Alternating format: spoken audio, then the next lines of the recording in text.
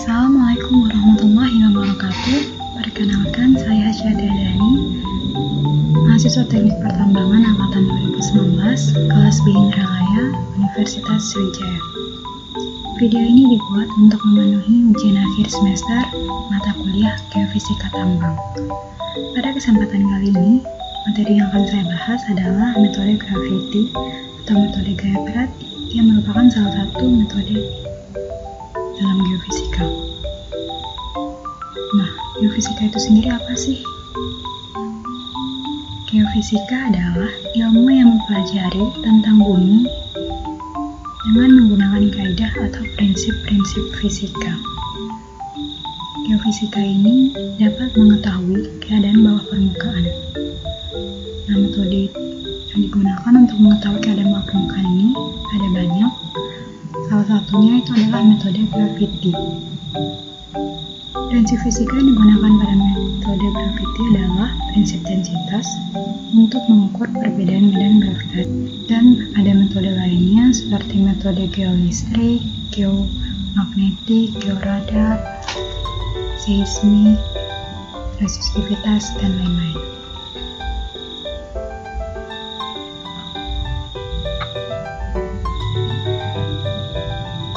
Definisinya, metode graviti merupakan salah satu metode geofisika yang digunakan untuk menyelidiki keadaan bawah permukaan berdasarkan perbedaan rapat massa jebakan mineral dari daerah sekelilingnya.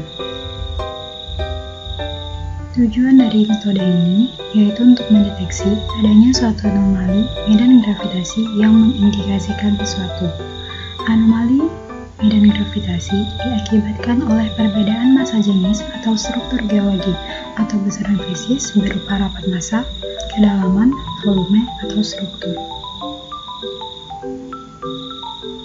Manfaat digunakannya metode ini dapat membedakan rapat massa suatu material terhadap lingkungan sekitarnya, sehingga struktur bawah permukaan dapat diketahui. Pengetahuan tentang struktur bawah permukaan sangat berguna untuk eksplorasi minyak bumi dan lainnya. Peralatan yang digunakan pada metode ini ada gravitimeter, GPS, peta geologi, altimeter, dan beberapa alat penunjang lainnya seperti kamera, meteran, alat tulis, polineuropetimeter, dan lainnya.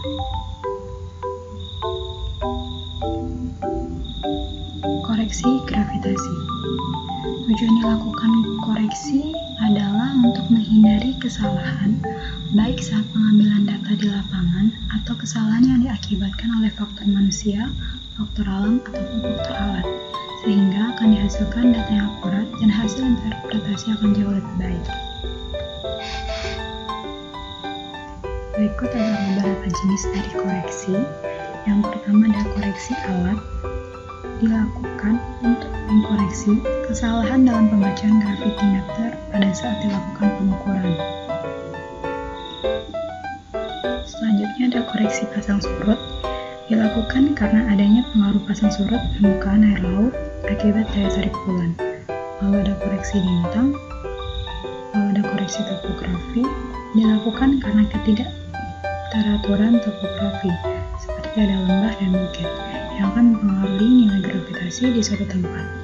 Dengan adanya koreksi ini akan mengkompensasi antara faktor adanya bukit dan lembah.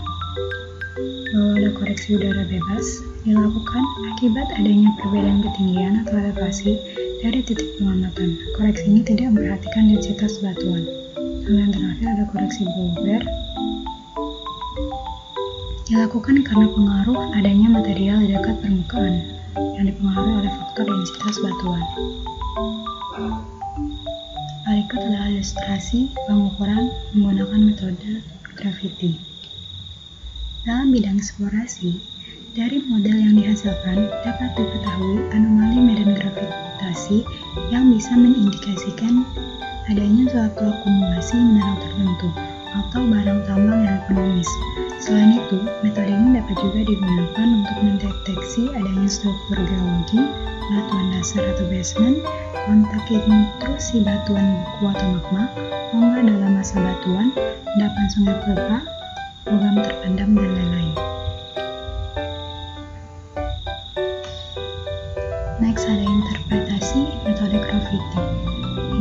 Interpretasi pada metode ini dapat dilakukan dengan dua cara, yaitu interpretasi kualitatif dan kuantitatif.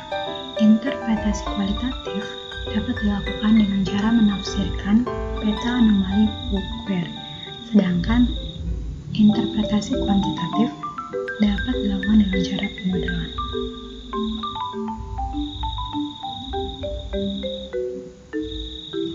Berikut adalah hasil interpretasi survei gravitasi pada suatu cekungan sedimen.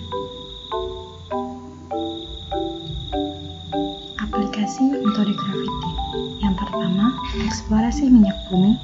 Yang kedua, geodinamik dan geoteknik. Yang ketiga, menentukan macam dan bentuk litosfer, intrusi, dan sedimentasi. Yang keempat, menganalisis bentuk bumi, geoid, dan permukaan bumi. Yang terakhir, ada kelebihan dan kekurangan. Kelebihan dari metode ini yaitu relatif lebih murah, bersifat non-destruktif, dan instrumen alat yang ideal atau portable. Kekurangan dari metode ini yaitu metode dengan tingkat anomali yang tinggi, perlu adanya survei geologi yang mendalam di bidang metode lainnya. Sekian penjabaran materi dari saya. Terima kasih sudah menonton. Semoga bermanfaat.